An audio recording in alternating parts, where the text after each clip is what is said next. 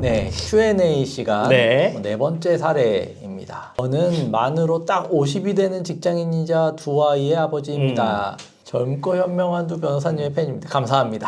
많은 분들에게 도움 주셔 감사드립니다. 저도 감사드립니다.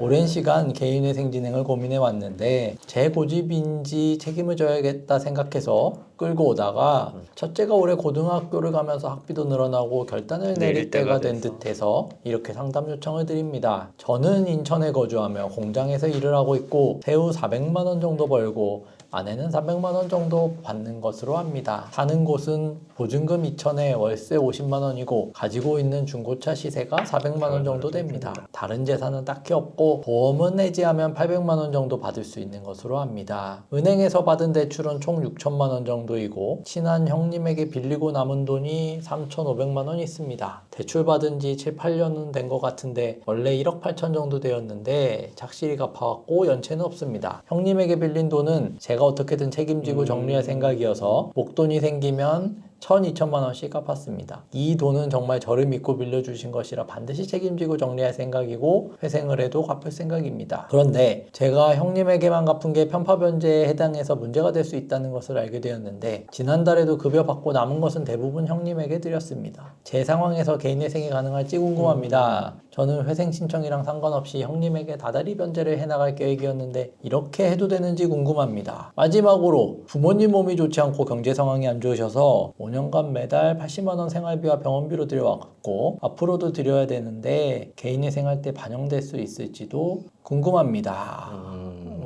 이제 편파 변제에 대한 이슈가 그다음에 지금 뭐 미성년 자녀가 둘인 것 같아요. 첫째가 고등학생이니까 미성년자 자녀가 둘이에요. 네. 두 아이의 아버지라고 하셨어요. 두 아이의 아버지. 그렇군요. 네. 그러면 미성년 자녀 2명을 부양가족에 포함시킬 수 있을 것이냐 이 부분이 일단 첫 번째 쟁점일 것 같아요. 이건 어떻습니까? 일단 사실 이제 배우자 소득이 중요하죠. 네. 그렇죠. 배우자 소득이 지금 이제 채무자분 소득 격차랑 배우자분 소득이랑 소득 격차가 30% 이내인지 30%를 벗어나는지에 따라서 일단 달라지게 될 것 같고요.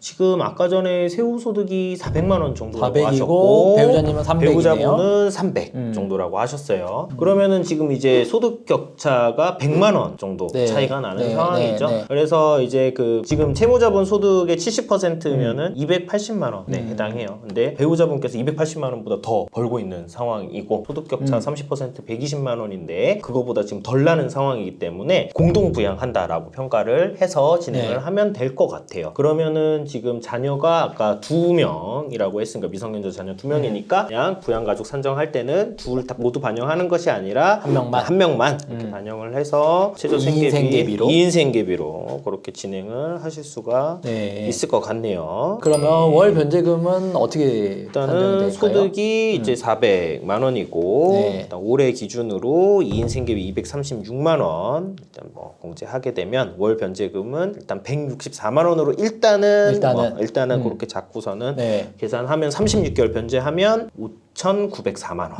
일단 이렇게 정리를 하고서는 다음 쟁점 검토하면 될 것 같습니다. 근데 그러면 지금 뭐 친한 형님에게 빌리고 남은 돈이 3,500만 원이다. 그리고 개인회생 하면서도 따로 갚으시겠다. 뭐 이제 이렇게 말씀하신 것 같은데 이건 어떻습니까? 지금 이분은 개인회생 진행을 하면서도 지금 뭐 본인이 변제를 해나가겠다라고 말씀을 하시는데 일단은 뭐 적어도 최소한 인가 결정 될 때까지는 일단 뭐 그런 어떤 개인적인 어떤 변제는 중단을 해야 개인회생 진행이 좀 더 매끄럽게 진행이 될 수 있는 상황입니다. 근데 많은 분들이 사실 개인한테 이렇게 빌린 거에 대해서는 개인회생은 개인회생대로 하는데 뭐 따로 갚겠다라고 하시는데 현실적으로 이게 갚는 게 가능할까요? 가능하지가 않죠. 사실 최저생계비 그죠? 최저생계비 뭐 143만 원, 뭐 아니면 230만 원 요 범위에서 갚아야 되는데 사실은 그 생활을 유지하는 금액을 떼서 갚는 것도 문제가 되고 어딘가에 추가로 소득을 또 만들어가지고 그러면 그거는 소득을 허위로 신고한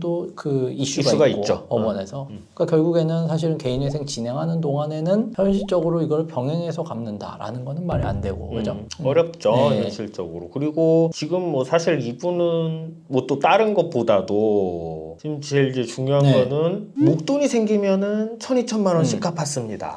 과거에 이렇게 갚은 거는 어떻게 될까요? 이게 1,200만 원씩 갚았어요. 결국에는 내가 뭐 예를 들어서 회사에서 상여금이 들어온다든가 뭔가 이렇게 해서 돈이 좀 이제 생기게 되면은 아마 이제 그냥 가까운 형님이니까 형님 먼저 날 믿어준 우리의 형님 먼저 꼭 드려야지 해서 이렇게 드린 것 같고 네. 그다음에 여기 보시면 아까 최근에도 그냥 급여 받고 쓰고 남은 거 대부분 그냥 형님에게 드렸다는 거죠. 그러니까 지금 형님한테 계속 최우선적으로 지금 변제를 하고 있는 그런 상황이거든요. 그러니까 결국 이런 상황에서 개인회생을 진행을 하게 되면은 편파 변제에 대한 이슈가 나올 수밖에 없다. 형님에게 총 얼마를 드린 건지는 지금 그거는 일단은 없어요. 그러니까 사실은 지금 상황에서 뭐 얼마 드렸다라는 내용은 없으나 지금 봤을 때는 그냥 돈 생기면 우선적으로 변제를 하신 걸로 보이거든요. 네. 그러면은 일단 뭐 당연히 목돈으로 1,000, 2,000 나간 거는 뭐 사실 당연할 것이고 그 이외에도 지금 이제 최근 계좌 거래 내역성에서 확인되는 변제 내역들은 이제 청산 가치에 잡으라라고 나오게 될 가능성이 높다. 그 많은 분들이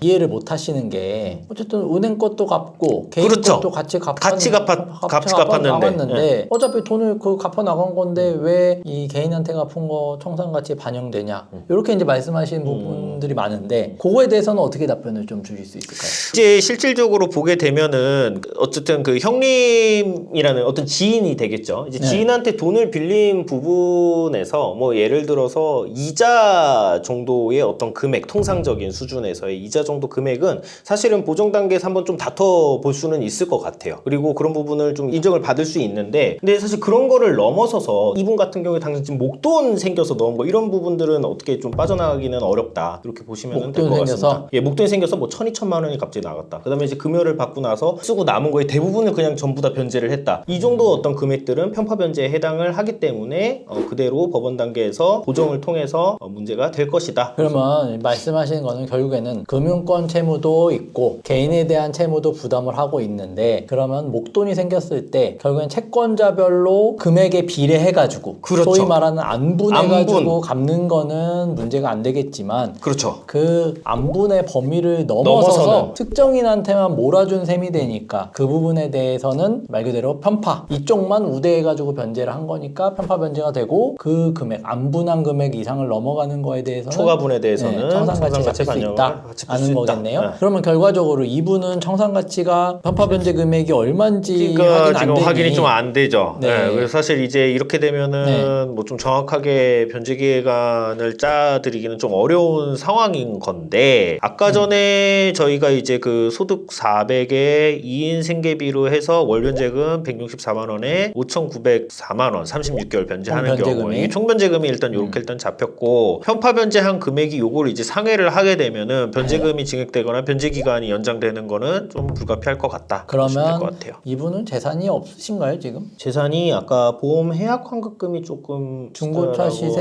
시세가 400 보험 해약 환급금이 800 그러면 1200 정도고 네, 보증금은 그죠? 2000이니까 연체재산 범위 들어오고요. 1200 정도시니까 그러면 청산가치가 얼마 정도 잡히면은 변제 기간이나 변제금이 늘어날지 뭐 그런 선에서 한번 정리해 주시면 될 것 같아요. 그러면은 일단 총 변제금 자체가 아까 5,904만 원 정도였고 그냥 5,900으로 할게요. 5,900 정도였고 그러면 청산가치가 5,900보다 작아야지 되는 거잖아요. 그러면은 지금 이분 가진 재산이 아까 1,200만 원 중고차랑 보험 해지 환급금 800 해서 1,200만 원이고 그러면 지금 가진 5,900만 원에서 1,200만 원을 빼게 되면은 4,700만 원 정도 일단은 그 정도 갭이 있는데 현금 할인율 이제 그 고려를 해서 계산을 해보면은 지금 이제 그 편파 변제한 금액이 4천만 원 정도를 잡고서는 그걸 이제 넘어가게 되면은 그 월 변제금이라든가 변제 기간 자체가 좀 이제 늘어나게 될 것 같다. 이렇게 보시면 될 것 같아요. 그러면 일단은 월 164만 원씩 36개월 변제이지만 편파 변제로 인한 청산 가치가 4천만 원 이상 반영되면 이제 생계비를 줄여서 변제금을 늘리거나 아니면은 변제금은 유지하되 변제 기간을 늘리는 방향으로